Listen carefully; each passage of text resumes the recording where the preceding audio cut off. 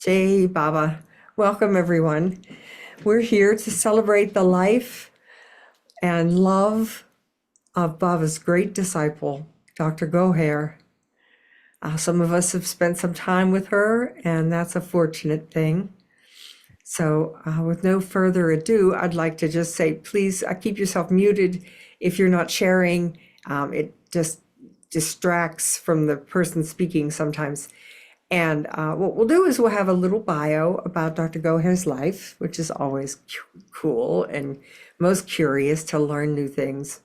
And then we'll have a little video and sharing of our times with her.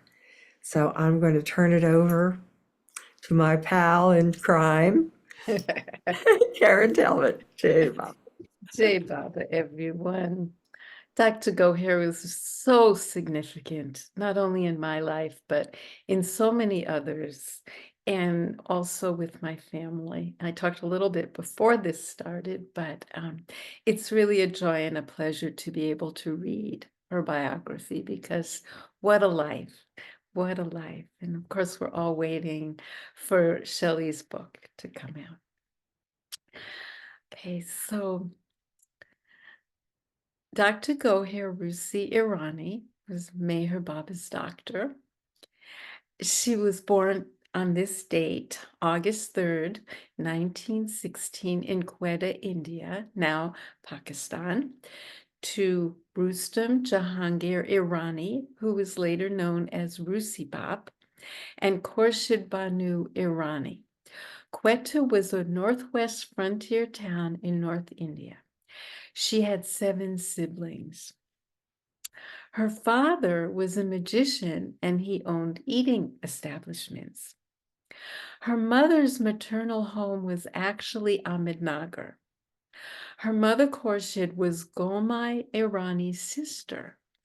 Gomai was Adi K. Irani and Rustam's mother. So there was a lot of closeness there. And so Goher enjoyed many childhood visits there because they would go to visit Gomai and her family. And obviously, Goher grew up with her cousins Adi and Rustam. They would often see Meher Baba while staying at the family compound. Now, at the time, it was known as Kushru Quarters. It's presently known as the Meher Baba Trust. She remembers how Baba would embrace them and play with them there.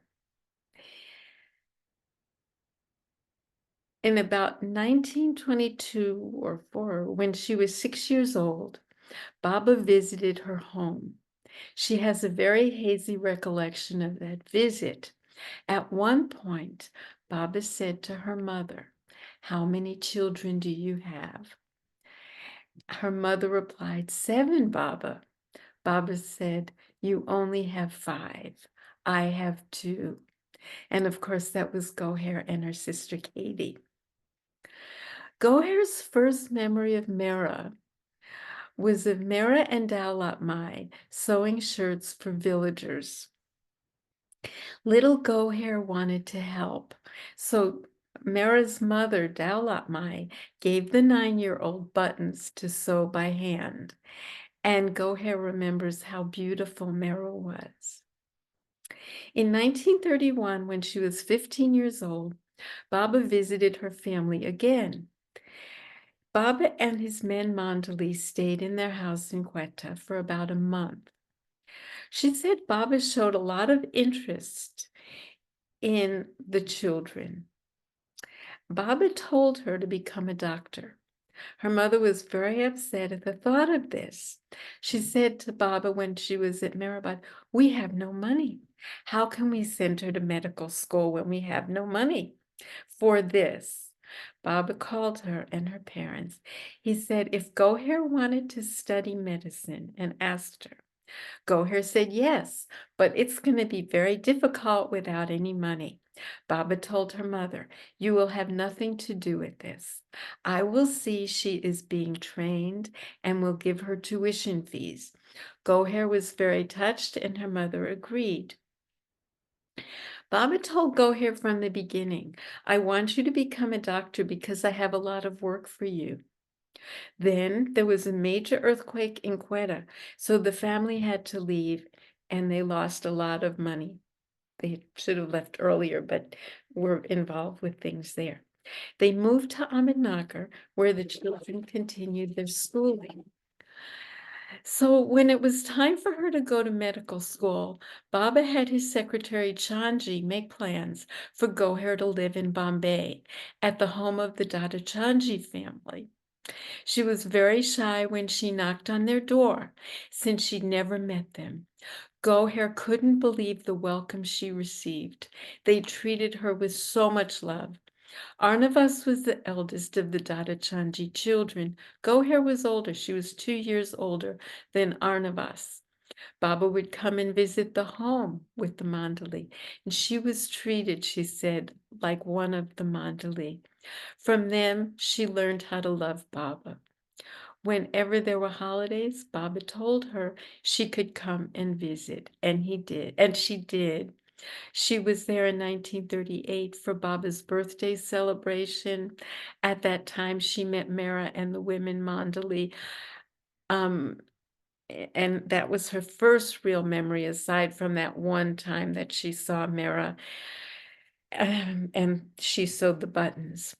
In 1938, during one of the holidays, she went with Arnavas to Panchgani, where Baba and the women Mandali were staying. She became ill. Baba sent her back to Bombay to have her tonsils operated on. Since then, Baba's sign for her was tonsils. He would put his hand on his throat to indicate tonsils. In 1944, after graduating from medical school, she returned to her parents' home in Ahmednagar. She was 28 at the time. Baba said she could join the women Mandali. She went home to tell her parents. Father was pleased, but her mother was frightened, feared because she knew that Baba kept the women in seclusion, and she felt she might not get to see her daughter all that much often. So what should she do? Goher sent a message to Adi, Baba's secretary, to give to Baba. Baba said to go to her mother. That was a shock. She wanted to be with him.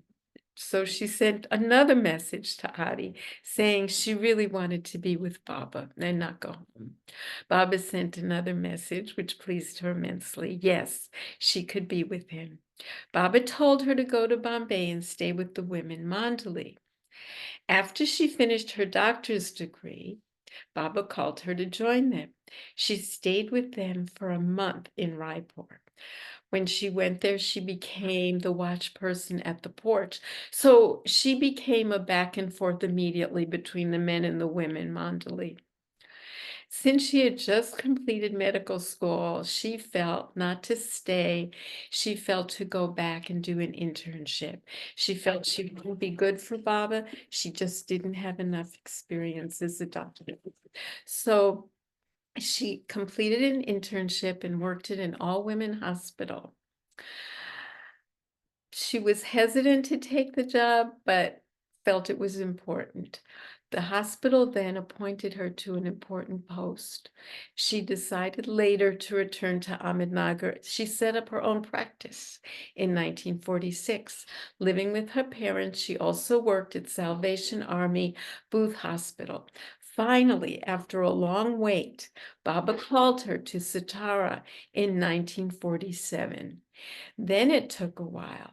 So she felt sad, but she was grateful at that point and vowed to do everything she could to ensure that she would continue to stay with him from that point on.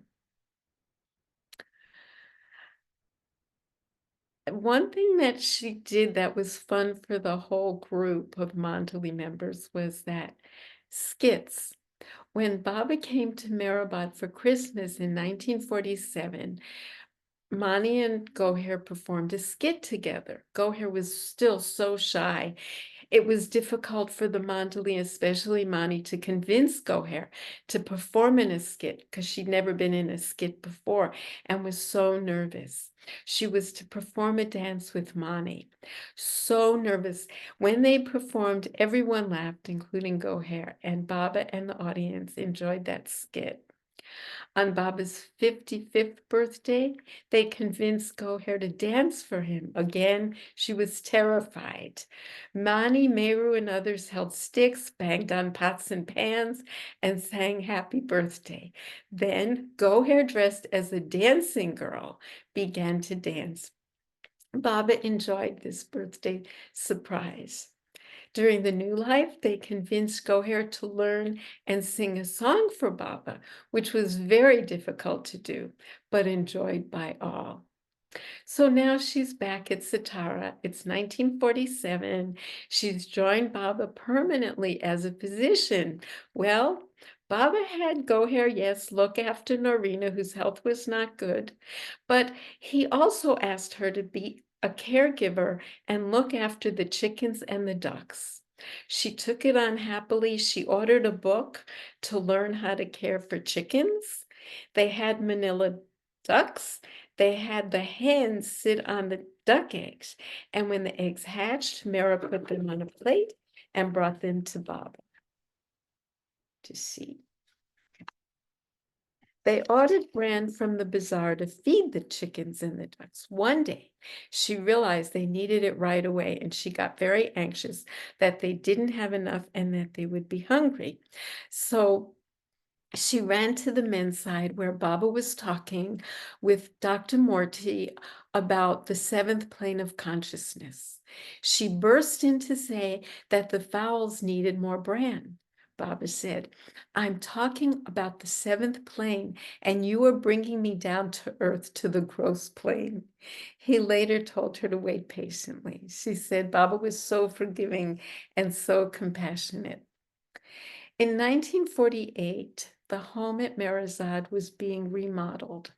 During the construction phase for 7 months, the women Mandali, also including Mera, Mani, Meru, Goher, Norina, Elizabeth, and Valu, stayed at Goher's parents' home in Ahmednagar.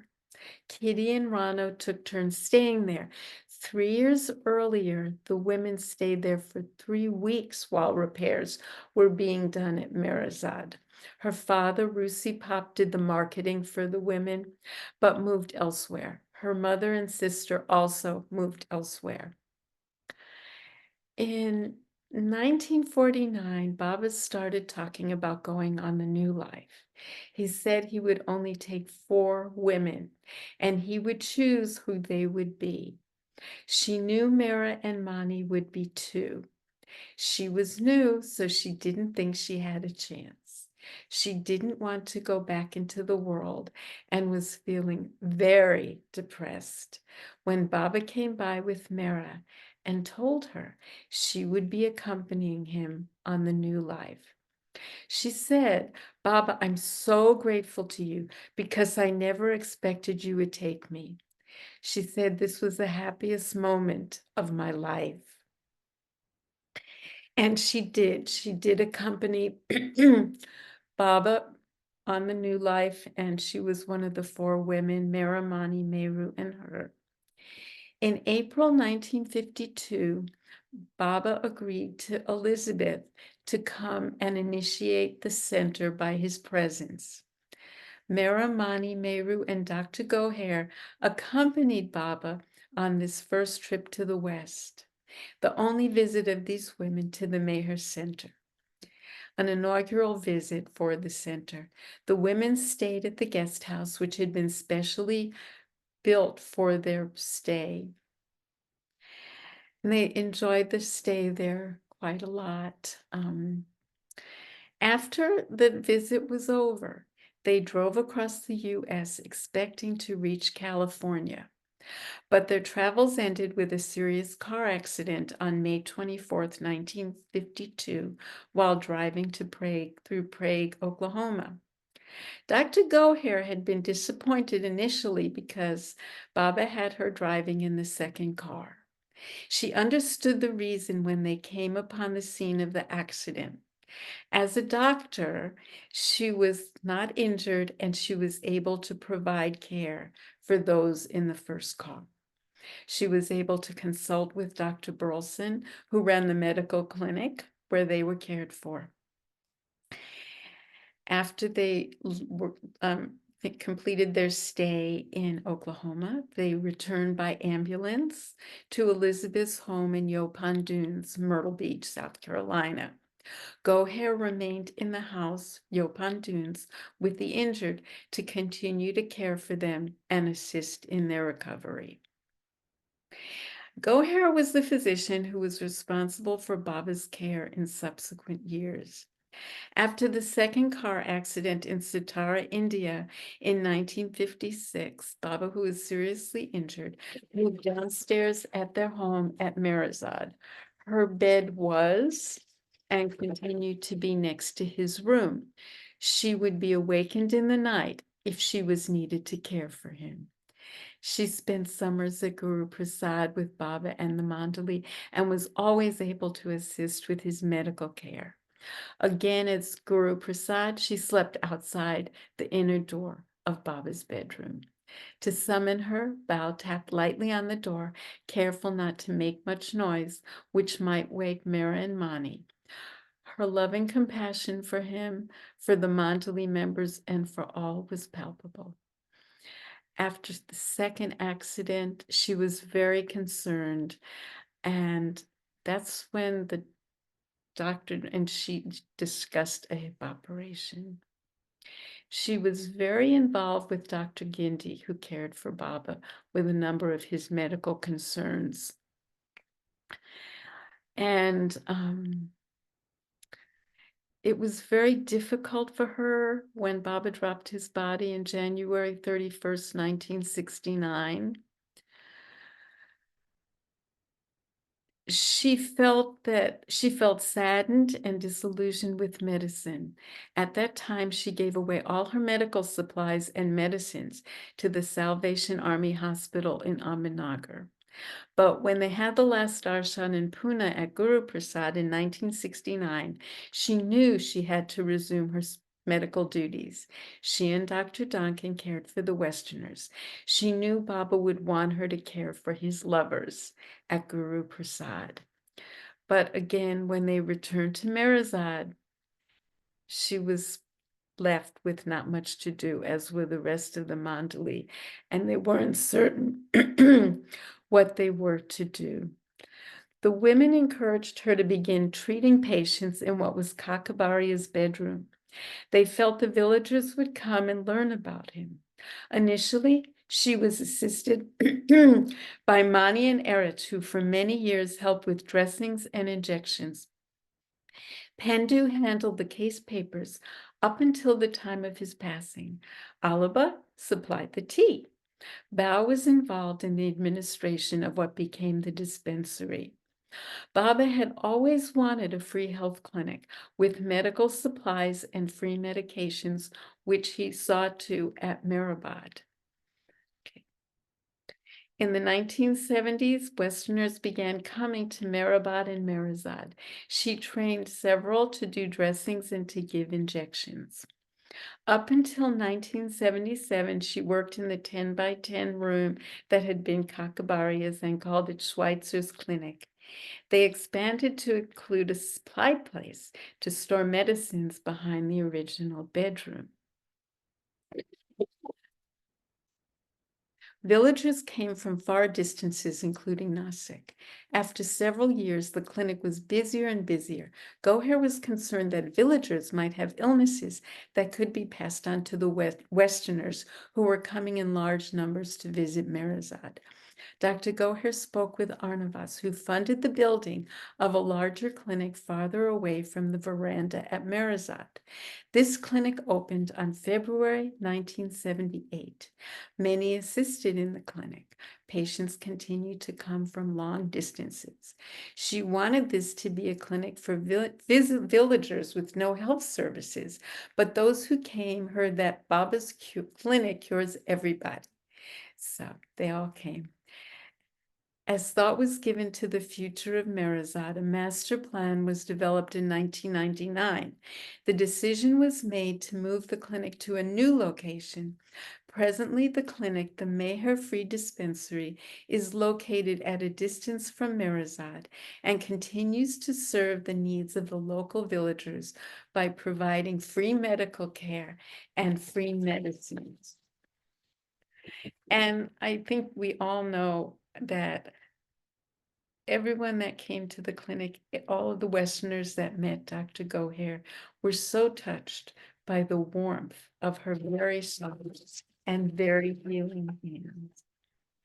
On June 30th, 2004, after a life of service to Baba, she passed away of congestive heart failure. Her tomb shrine is to the right of Mani's at Meher Baba's Samadhi. What Baba said about Dr. Goher and her sister Katie, they are jewels in my garden. What Dr. Goher said about Baba, Baba's love poured out from his eyes. That was all that sustained them. Baba's eyes poured love. She said Baba repaid them 1,000,000 times with his love. And here's something that Ruth said at Goher's internment. People who met her in later years remember the gentleness and the softness of her hands and heart, the love and generosity with which she greeted people and treated people, especially the needy patients when the professional part of her was in play. She offered her life for Baba's service and remained his to her very last breath. Jai Baba. Jai Baba. Beautiful bio. Thank you so much. A treat, a real joy. Yeah, Thank you for absolutely. listening. Thank you, Karen. Jai Baba. All right, it's just a little video to kind of put her face in front of us today, so I'll go ahead and play that. Jai Baba.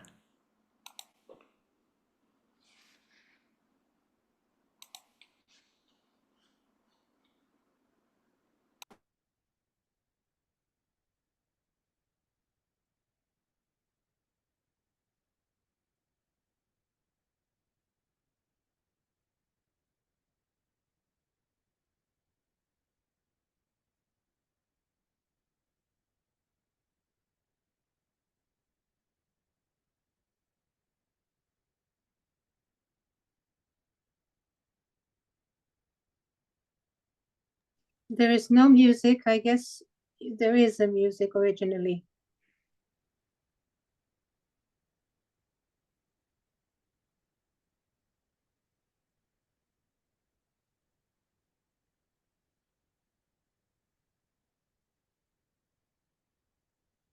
You're muted, honey.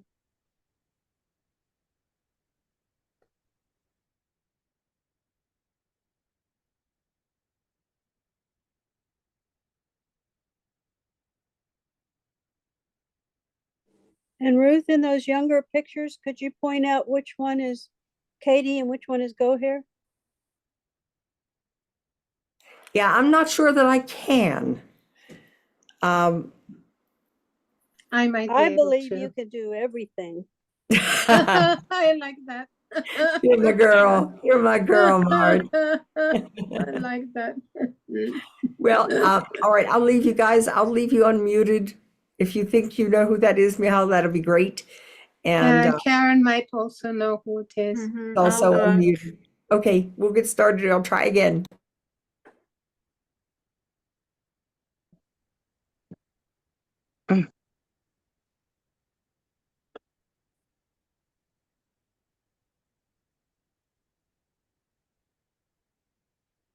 So Goher is the front on the left side.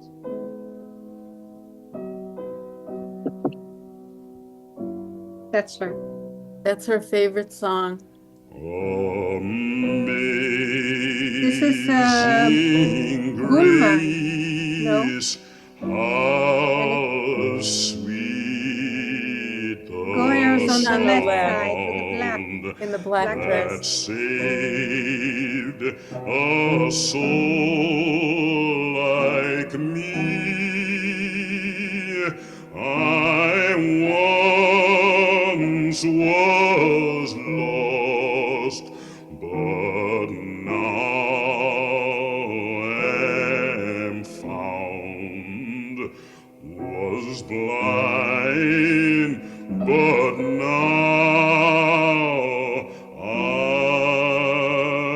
see. Right, thanks, Baba. 'Twas grace that taught my heart to fear, and grace my fears relieved.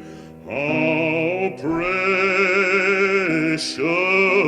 did that grace appear the hour I first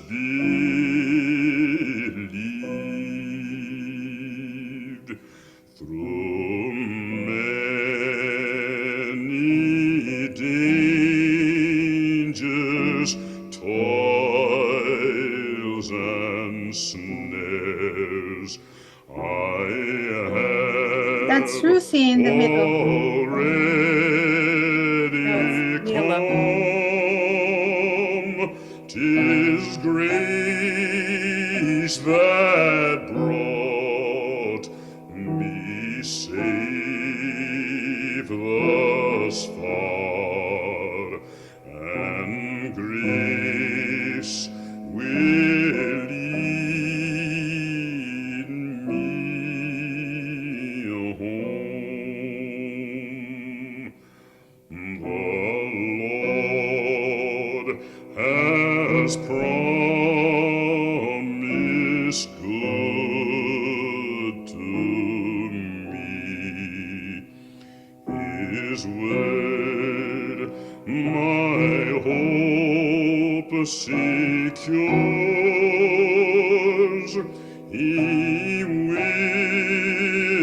my shield and portion be, as long as life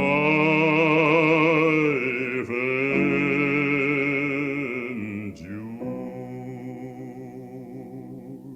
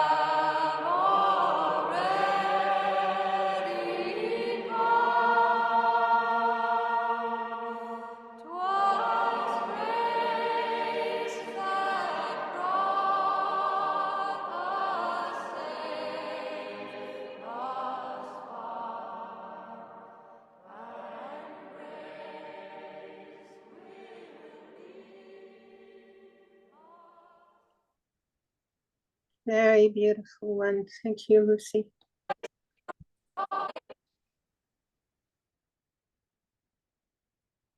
Jai Baba. Thank you for helping us out there, Michal and Karen. Yeah, you know, I'm a nurse and I've known a lot of doctors in my long career. And I have never met a doctor with humility like Dr. Goher. That quality of selfless service was so alive in her that it sparked in you if you were near her. And that's my belief. I took a bunch of bags, plastic bags. I used to work at a hospital and would get our pill dose from pharmacy for Mr. Jones, and it would be in a little plastic bag. And you'd take the pill out and then you'd throw the plastic bag away. And Goher had put out a list of things that she could use in India. So when I went in 1985, I started doing what I could to collect things like that. And so I took those over to Goher, which she was very happy to have, and I'm sure found good use in her dispensing of medications. I also had the opportunity to work with her for one day at the clinic, and it was time for the little kids to come in for their DPTs. And the DPT was 3 types of vaccines that were given. One of them was on a sugar cube. So the little drop was on the sugar cube, and they liked that. That was yum, yum, yum. They could take that without a problem. But the shot was another experience. So I'm not even sure how many children, and these are toddlers, we're talking like 1 or 2 year olds, or 2 and 3, something. I'm not sure how many that day I injected, but I did give injections to each one of those children. And of course, neither of us could speak the language, but I could communicate with my heart first, and then my eyes second, and then my hands third. And the children respond to that. I don't know what else to say, except they did. And Dr. Goher noted that. She was in the other room doing some things, and later in the day, she just commented and kind of complimented me on the way I was interacting with the patients and the loving way. And so anyway, all these kids get shots, but only one starts to cry. And when they started to cry, I got this look on my face like, oh no. And then they looked back at me like, oh no, don't cry. And then we both stopped crying. And the little child was fine and went about their way back to their mother. But it just astounded me how these children could get treatment like this, and from a strange person who didn't even look like them, and accept it without any kerfuffle. Whereas I'm sure if it were children from the East, there would have been a huge kerfuffle. Everybody would have had to get a sucker, and kids would be crying in the corner still and carrying on. This was not India. India was just an amazing experience with the children and the mothers, and Dr. Goher's loving oversight and kindness and love. So anyway, that's one experience with Dr. Goher for me. And I'm so grateful for her and her acknowledgement of how I practice my nursing art, because I'm sure I carried that into the rest of my life. So Baba, thank you always, number one, and Dr. Goher, thank you. Jai Baba. Does anyone else want to share a little bit?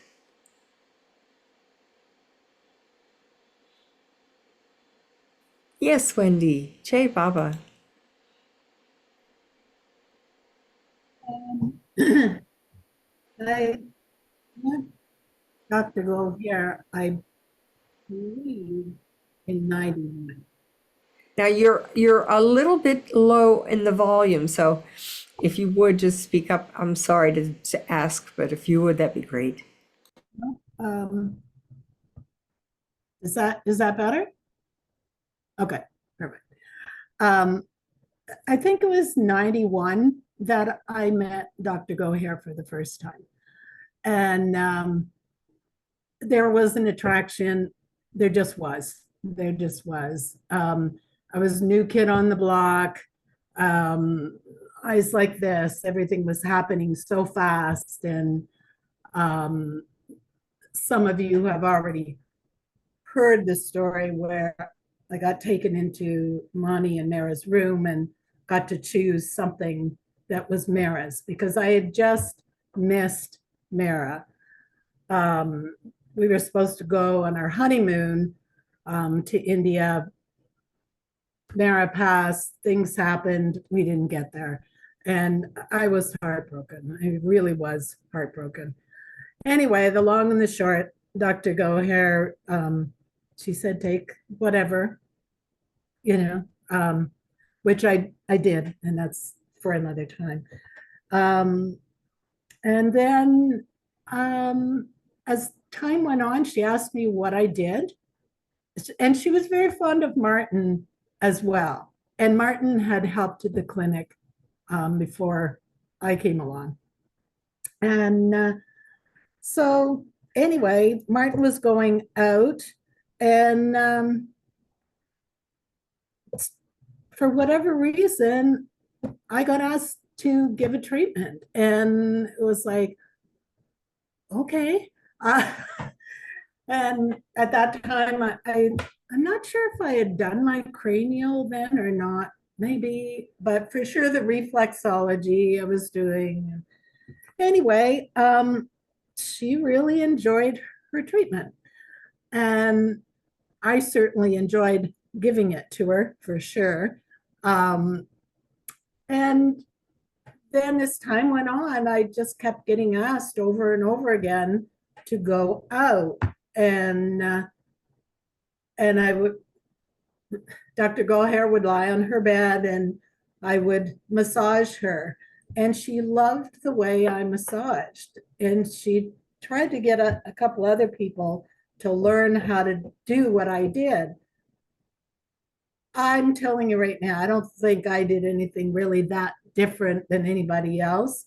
But for whatever reason, she really enjoyed my massages. And I personally, at my core, believe the only reason I got to go so many times and do treatments for the Mandali and sometimes in the clinic was because even before I knew this was the thing to do, I always took Baba's name through the whole treatment. I was just saying it inside my head. I didn't even know that that was on the table because I'm still a new kid on the block. And yeah, and when I did find that out, it was like, wow, that's so awesome. Shall I go on or shall I step aside? Is it okay to keep talking? Okay.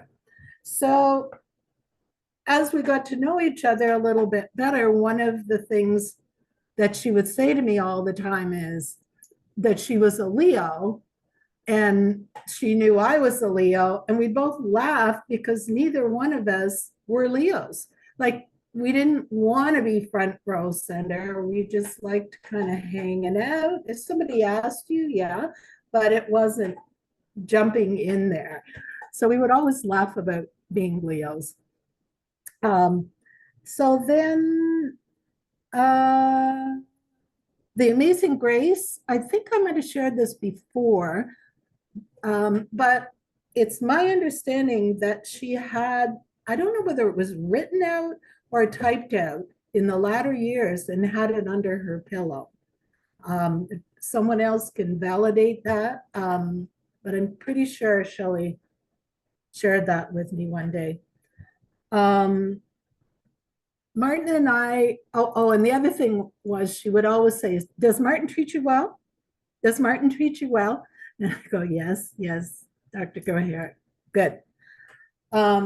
So then, in, I think it was 1998, I was there for a month, and I worked almost every day out at Meherazad. And if I wasn't doing it at Meherazad, I was doing it Meherabad for Dolly and Joel and I think somebody else, I can't remember now. And so Martin was to meet me in, I believe it was October, he was coming. And anyway, I was out at Meherazad, had something happen out there that just blew me away. And it's very, very personal. I can never bring myself to share it. It was beautiful. But anyway, then my heart was going 100 miles an hour. Shelley was concerned that maybe I was having a heart attack. And then all of a sudden, there was all this movement, they took me back to Meherabad, and Dr. Goher said, I want her in the infirmary there. Martin can stay with her there. She's never to be left alone. So figure it out, kind of thing. She didn't say that, but that was her. Anyway, I didn't think I'd had a heart attack or anything, and it proved that I didn't. But wow, she was on it. And she kept saying, I'd be there, but I'm too old. I can't do it now. And it was like, Dr. Goher, I'm good. Thank you for all that you are doing.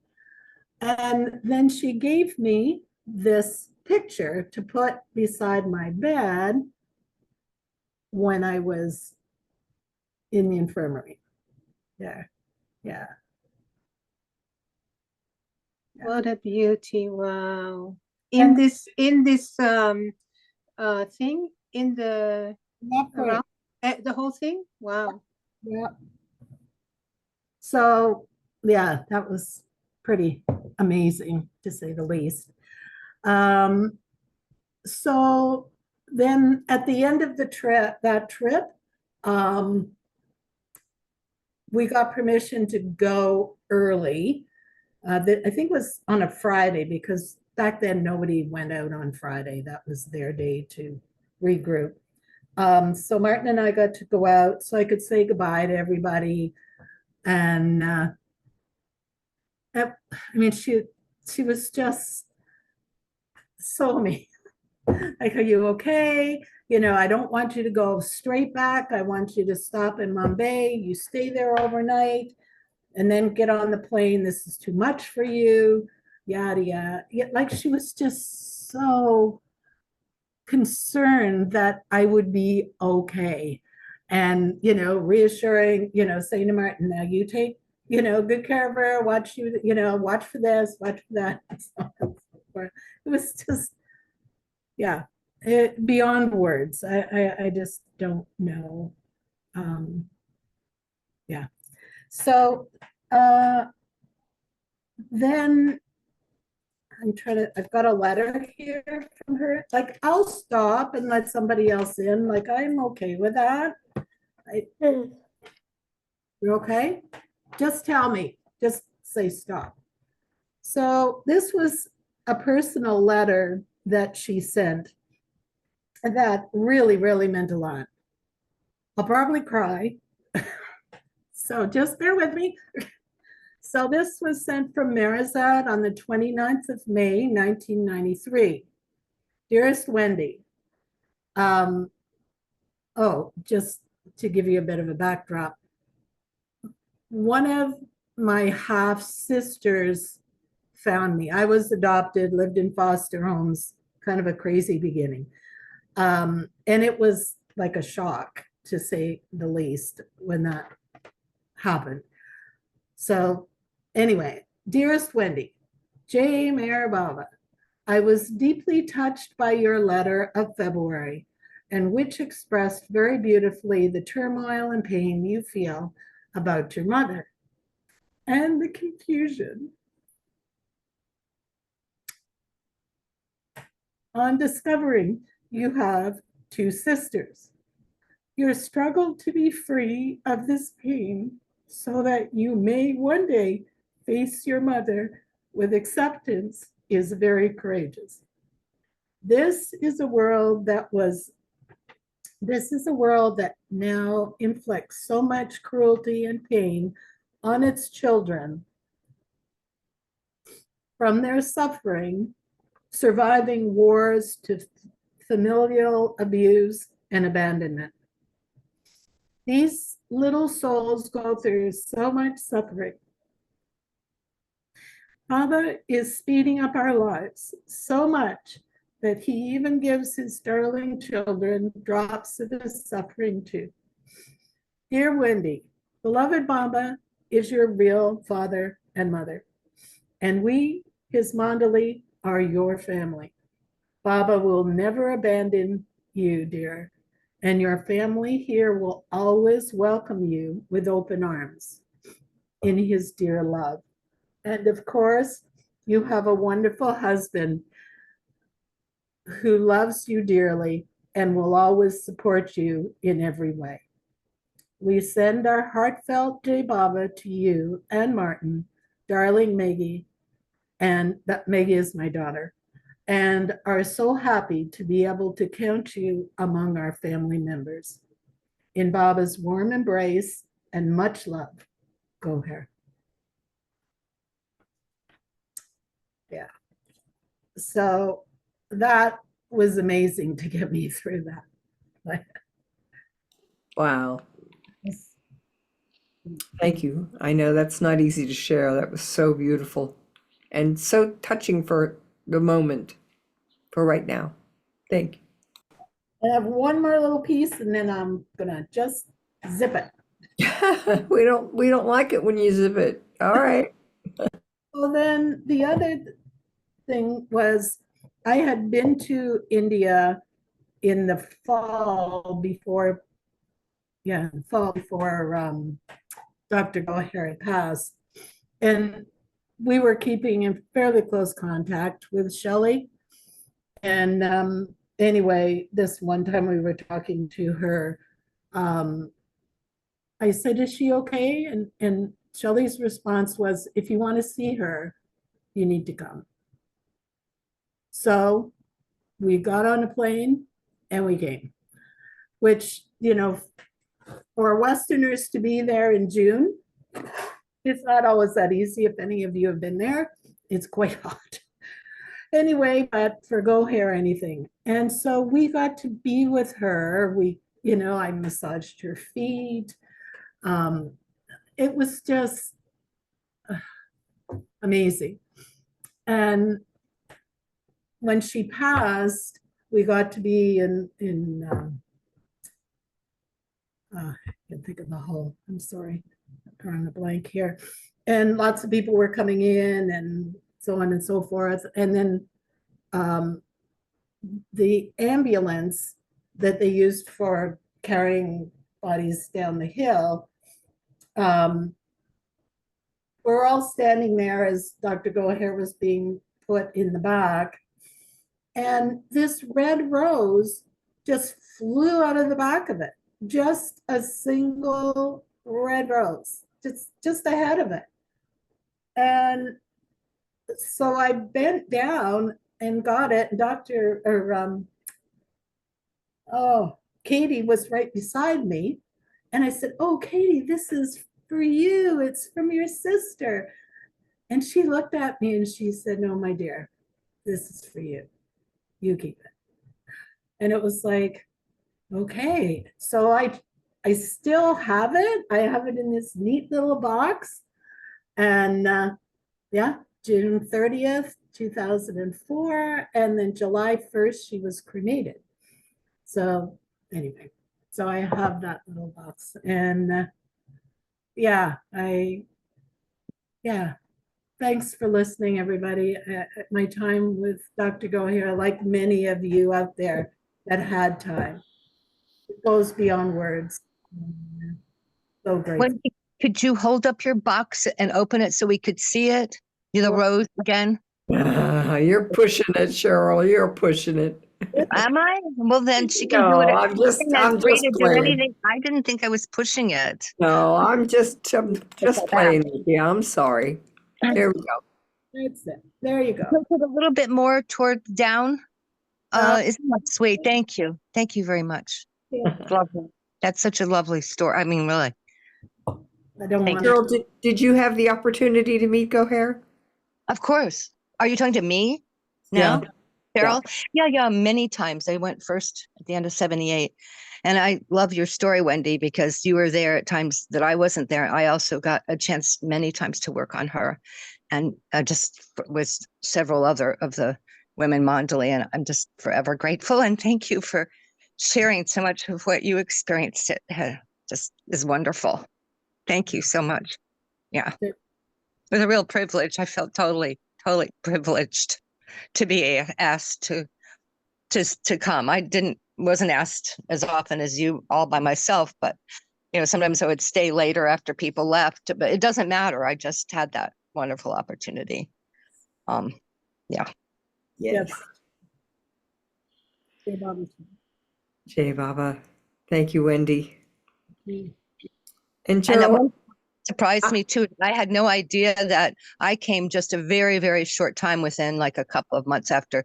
Well, no, that was opened the clinic, the new clinic that now is the Indian Visitor Center right there where the buses stop. I didn't know that it had just opened about 7 months before I first arrived. That blew my mind too. So you've shared a number of details that fill in the picture for me deep inside of me. So thanks, Wendy. yeah, and Cheryl, thanks for asking Wendy to open the box for us. Yeah, I mean, if she didn't want to, she could have said no, which would have been okay with me. I just thought it would be lovely to see. I mean, that story. Images imprint themselves in my brain, and I'll go back to them just out of nowhere sometimes. And so that was lovely to see. Yeah, I mean, what an extraordinary event that a single rose came flying out. I mean, that was Dr. Goher tossing you her heart, part of her heart. I think. Doesn't matter what I think, but just that was what comes to me at the moment. Well, I don't know. And then sitting around the cremation that night, like we didn't leave. We stayed there. It was really experience.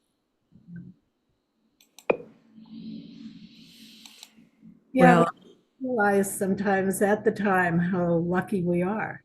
Oh yeah. Yes. Blessed. I missed your story, Karen. My story? Yeah. I'm going to show something that I showed earlier before 8 o'clock. I'm going to show this. I'm just going to tell quickly. My son and daughter-in-law and 2 grandchildren, Mara and Alden, are actually in India right now. And it's really special for us because of my connection with Dr. Goher. And he sent, I guess it's a different time in India. So at the NPR, it must be lunch that they had a cake. Can you see that? And at the NPR, and they put her picture next to the cake.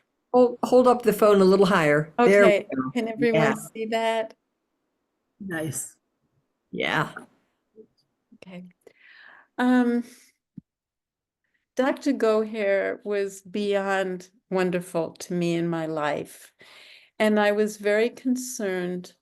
Oh, I'm going to have to leave in a minute because my son, whose birthday is today, because of Dr. Goher, just walked in. But I wanted to get pregnant. I was having problems. She gave me these aloes to take, and they worked. And I know they worked because I got pregnant. Well, that was one clue. The other clue was that my son was born at 10 to midnight on her birthday, and they became birthday twins and shared that birthday.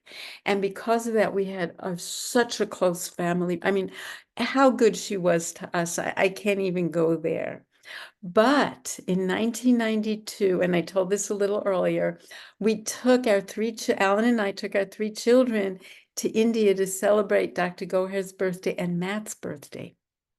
And Dr. Goher, for Dr. Goher's birthday, I took my 3 suburban children to the bazaar in India, in Ahmednagar, and no one spoke English.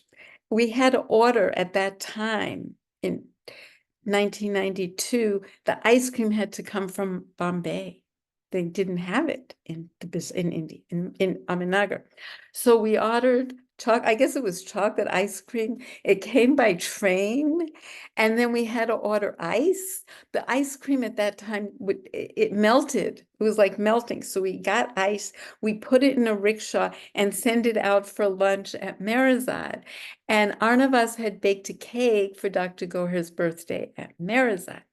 And she had baked a cake, so kind of Amrit, for Matt for the NPR. And so on his birthday at the NPR, we had a cake and we had this melting ice cream. And Alan and I were scooping ice cream. The ice cream was like on our arms, on the table. Everybody loved it so much they came for seconds. The next day was actually the Fenster's younger son, Adim's birthday. And the Fenster family came to the NPR for lunch so organized. The boys had like suits on and they had a dessert that didn't melt and crumble. But we had so many wonderful memories. I took our kids to Godrich. Those of you remember the canteen had actually moved to a different place in Ahmednagar, and we looked for candles. And the only thing we could find was like a 7, a 3, and a 1. I mean, they didn't have like an 11. It was like we found it and we were so happy we put it on the cake. But that was a wonderful experience. And as I mentioned earlier, she helped me to get pregnant with the aloes. I was the first woman that it worked like that. And she started giving them to the villagers and other Western women. And Shelley told me at one point that as a result of my getting pregnant, she wrote and these other women as well, she wrote an article for an Indian medical journal about the aloes because they are Ayurvedic aloes. And I'll close with, I want to put in a mention of Meher Fund, which is the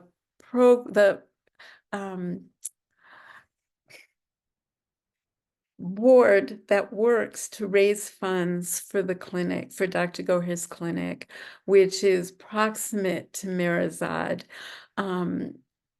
If you go online, go to www.meherfund.org. You can make a donation that way. You can just read the stories of the villagers that come. They just got an ophthalmological department. They have an OBGYN, a pediatrician, general doctor. Mondays, they do diabetic clinic every other Monday, alternative Mondays, epilepsy. All medications are free.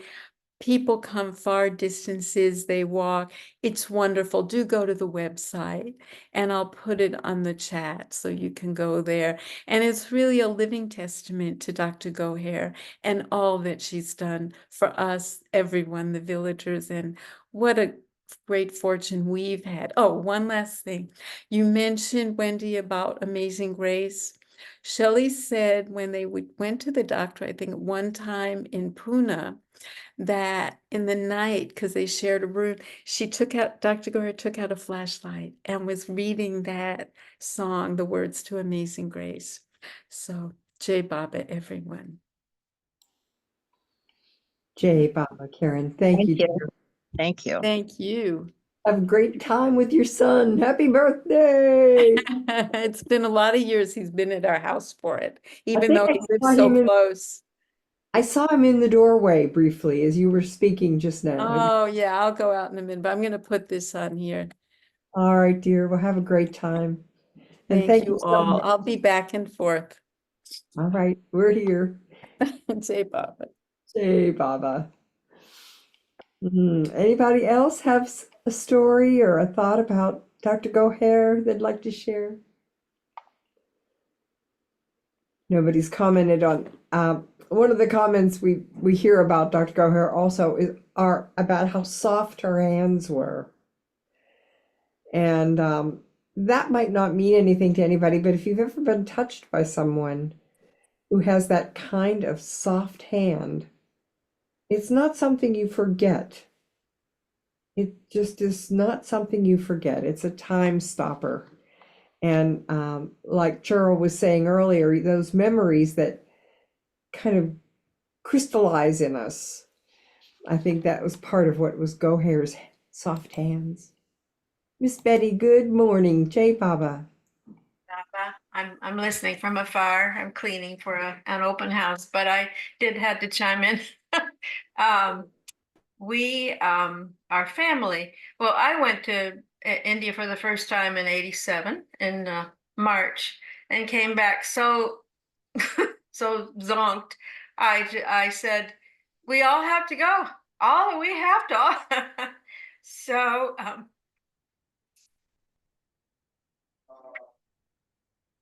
so we were able to all go. That meant actually Dave and I and 3 kids. The other 2 came a little later on their own. They were older and out of the house. But so Dave and I and 3 kids went in August of that same year, '87. And the reason we could do that was very expensive to take a whole family like that. And the only reason we could do that was that Dave had had a work accident and had injured his neck, and had a settlement because of that. So with that chunk of money, we were able to go, all of us. And he arrived at Meherabad a little uncertain about, maybe on the border of Baba lover, but husband, not quite certain about it. And then, of course, immediately we're separated. He's there at the PC with the boys, and who were a handful. But anyway, he arrived in a neck brace. And Goher zoomed right in.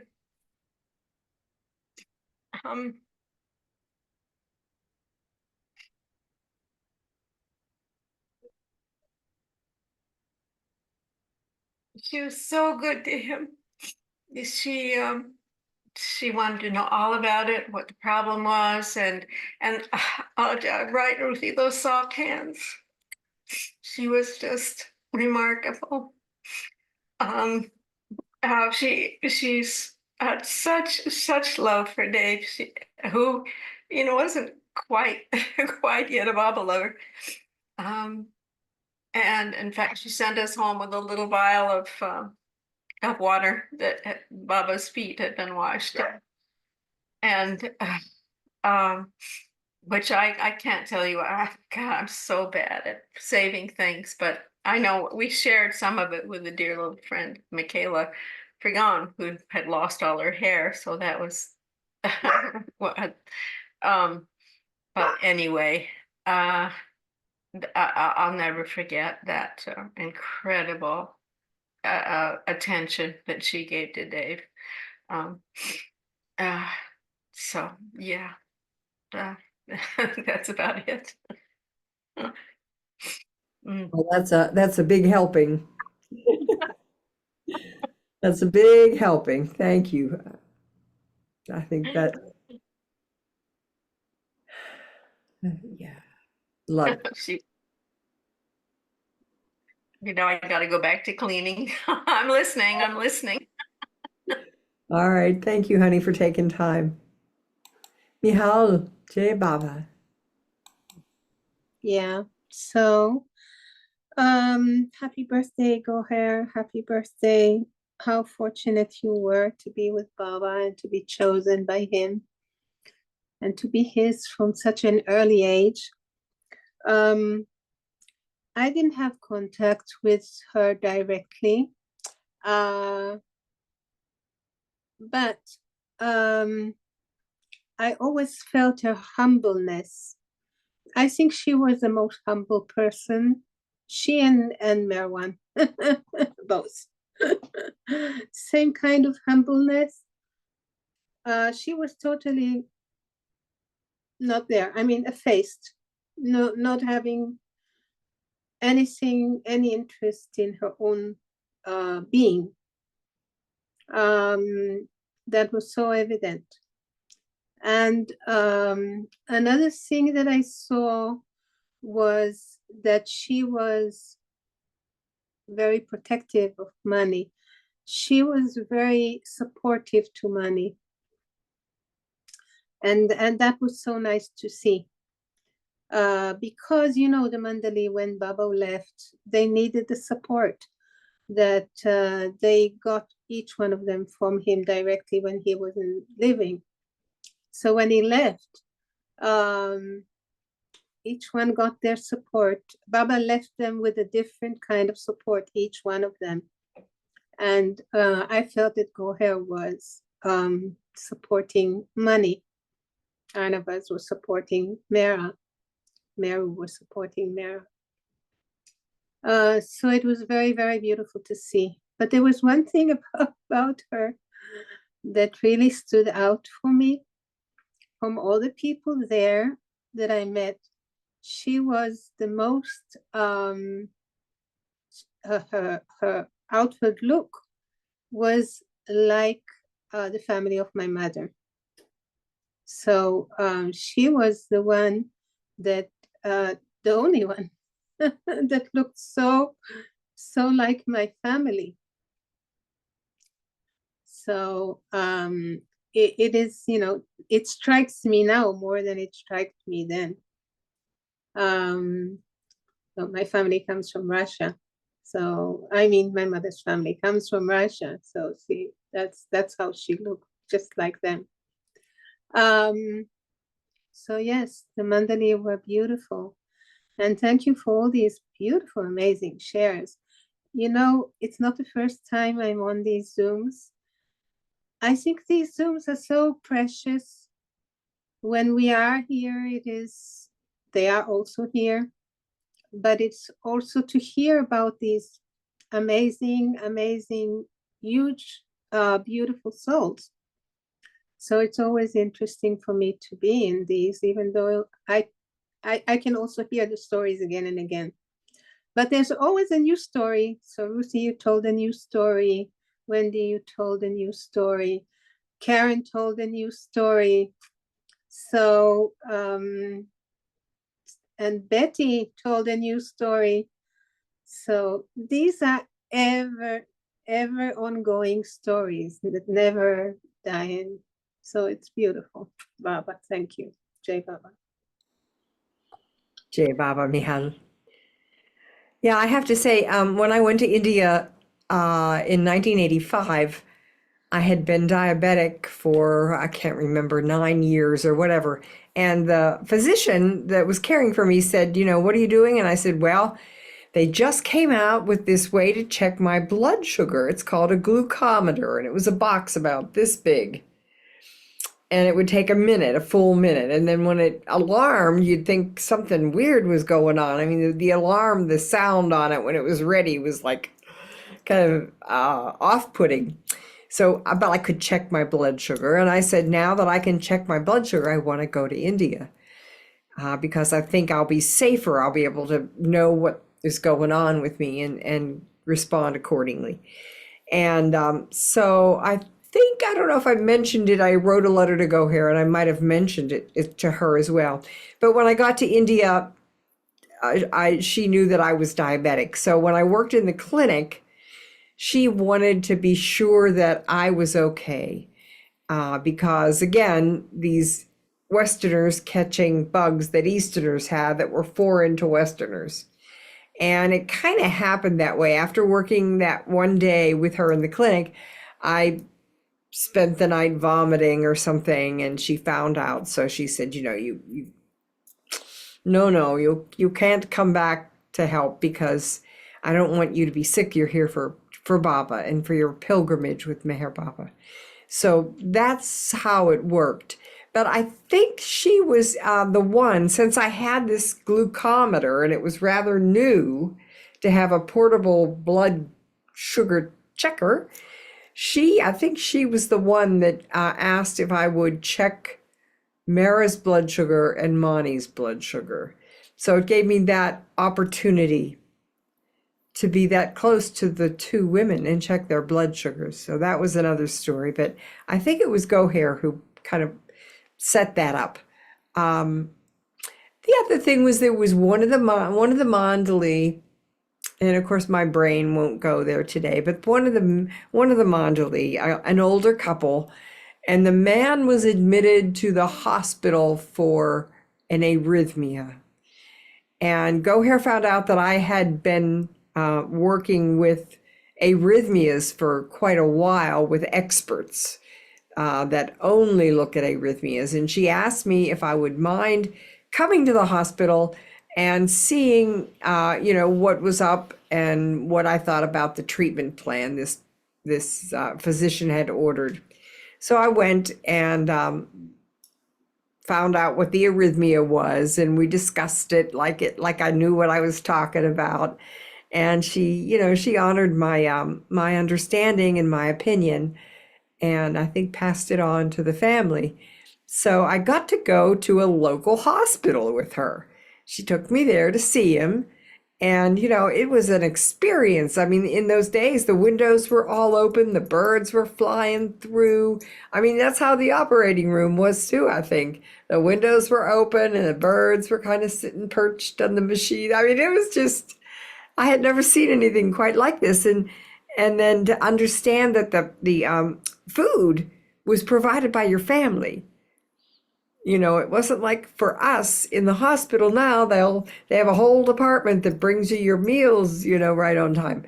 No, meals were brought in by family members. And so it was, again, this intimate working together to help a person recover. So it was a wonderful experience for me as a nurse.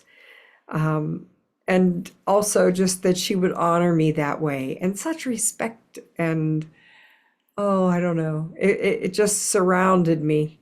So I know you all felt that same sense of being surrounded. Just Baba,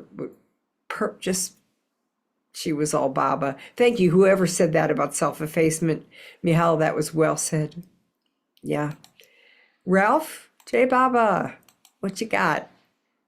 Jai Baba. Hey, Baba. Oh, I don't know what I have.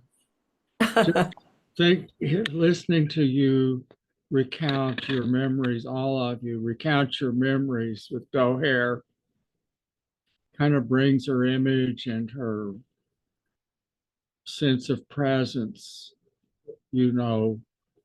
back to a pretty strong level. And I just remember her existence, her being, and how she would she'd come over during the day. I used to attend clinic with her and give injections and clean and dress wounds. Someone got a cut, or there's a lot of infections, or a thorn, or a lot of things. And then she would see right at the doorway. It's a very, very small room at the end of the veranda, going down toward there were a line of outhouses, bathrooms, and then there was what else was down there? An area where they washed clothes, I think, did laundry. On down and on your left as you walked toward leaving Meherazad, down that veranda. And then there were some rooms there. Alaba had a room. And then there was, I think right after Alaba's room was the clinic. I doubt if it were more than 6 to 8 feet wide. And it had there were actually two partitions. So it was sort of a three-phase room, long. It's probably 20 feet long. And in the first part, Goher kept the few medicines she had. And I think she boiled her syringes, which were glass, and the permanent lure lock steel needles, which she sharpened with a whetstone. They'd get burrs, And the natives who came, especially the men, most of them were quite thin, and their flesh, their skin was just like leather. It was very hard to give an injection without fear of going right onto the bone. So you had to really give study to finding enough flesh and muscle tissue to accommodate the needle and get the intermuscular injections accomplished. And Goher, her attitude with people, it'd be so different from person to person, but with many of them, you could tell, they had a chart, and she kept records, and she would see they weren't following her, according to her suggestions. And she would really scold them, and some of them she would give a little slap, and really get stern. Few people would cry. I mean, they loved her. They felt out of love and shame, so to speak. They probably, no telling what their circumstances were.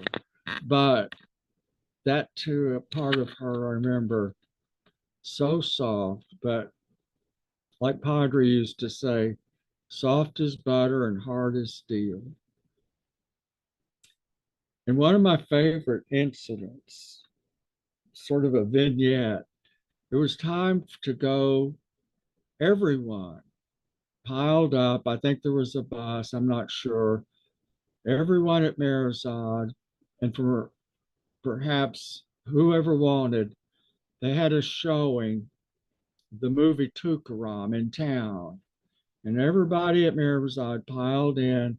Mara, all the Mandli, everyone at Meherabad, Erich, even Pindu went, I think, to this movie, to see the movie Tukaram, which they'd probably seen 1,000 times. I had never seen it.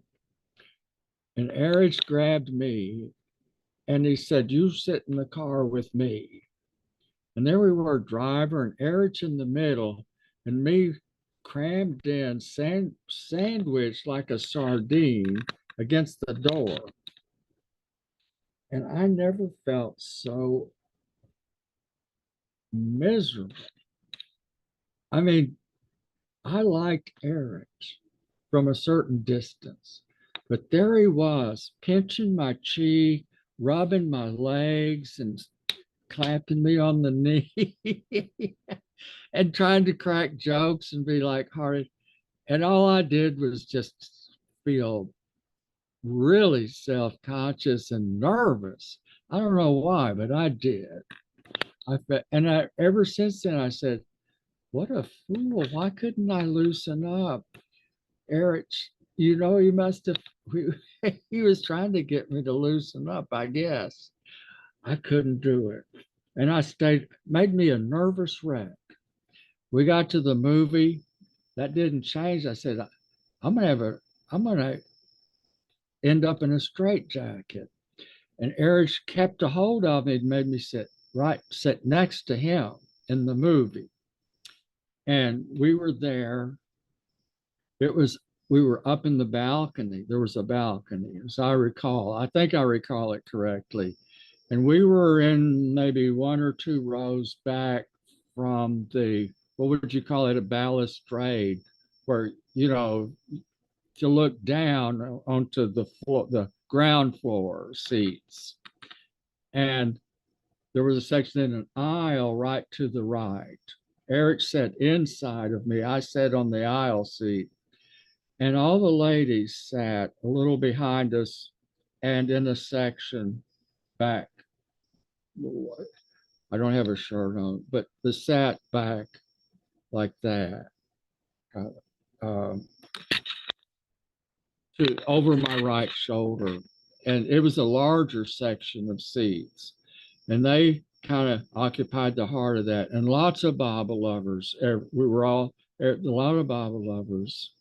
And seats were pretty full. And then the movie started, and I was trying to follow it as best I could. It did have English subtitles. And there was a point where Tukaram's life was just always on the edge of life and death. Things were tough. And he was so devoted, he didn't make, he tried to, his wife would try to get him jobs, you know. They got him a job working, a farmer gave him a job, but their house was mortgaged, I think. I don't know. The wife was just, I don't know. They were having a tough go. In true life, more recently, I discovered from biographies of Tukaram that he had, the movie only portrays one wife, one family. He actually had two wives. The first wife and children died of starvation during a time of drought and what is it you call it when there's just no food to eat? There's, you know, drought and Famine. It was famine. And apparently the first wife, they died. And then another wife. They kind of condensed it with the one wife for the movie, apparently. I'm not even sure who's right, which is really correct. I've never had it confirmed by someone I would say would know for sure. Baba would know. Anyway, so they gave Tukaram this fine job watching over a field of produce, of grain. Well, it may have been millet or jawar or something like that. And so the governor or the mayor of the town was very jealous of Tukaram. And he had spies, you know, if you watch the movie, he had a spy who would go and write down, listen to Tukaram sing to the people, you know, the people, or even just to sing and write down the verse, new verses, and take them. And that guy would claim them as his, that mayor, who also claimed to have a spiritual, you know, merit of his. He was a scoundrel, absolute scoundrel. And he would take any and every opportunity and create opportunities and scheme to deface and slander Tukaram. And he'd say these, and he would sing these songs, the poems of Tukaram's, and claim that they were his, you know.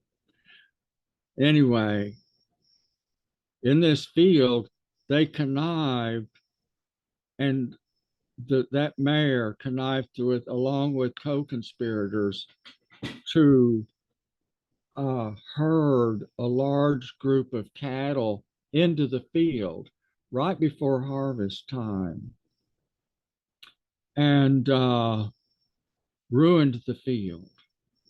And Tukaram was in a state of reverie at the time. And apparently in the movie, he wakes up and finds that the field is trampled down to ruination. And they're going to take his home and all of that. Somehow that came out all right through a miracle. That they actually fetched, an unending harvest out of that field somehow, and they were saved through like a miracle, according to the movie. And during that time, the wife was distraught and the children were starving. And the wife was blaming the god of Tukaram, whom he referred to as Pandurang, and was the god. And Tukaram, it was the worst of the worst times, prior to the miracle. And this was, the worst, they were going to be kicked out, and without any means or of remain life support. And during that, the height, whatever the scene was, everyone was like, it was a tense moment.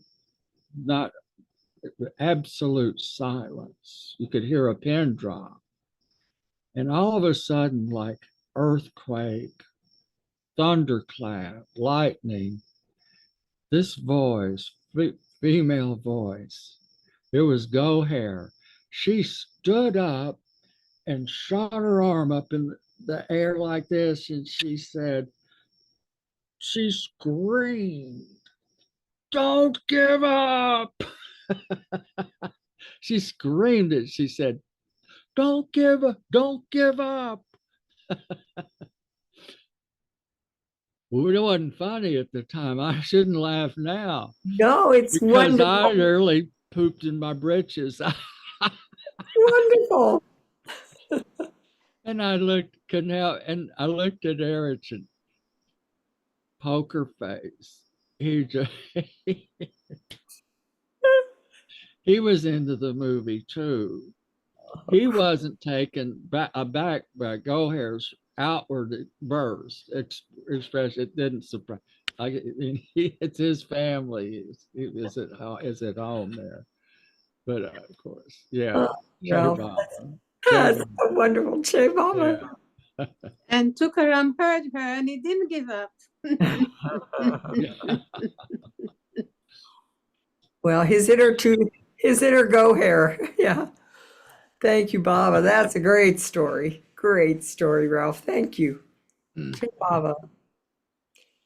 How about anybody else? Oh, sorry, Ralph. Go ahead. I just said Jai Baba. Thank Oh, you. Che Baba. Yeah. Che Baba. Anyone else want to share a story about Dr. Goher? We're so fortunate. All right, let's have a moment then of silence in beloved Baba's love. And thank you, everyone. Jai Baba.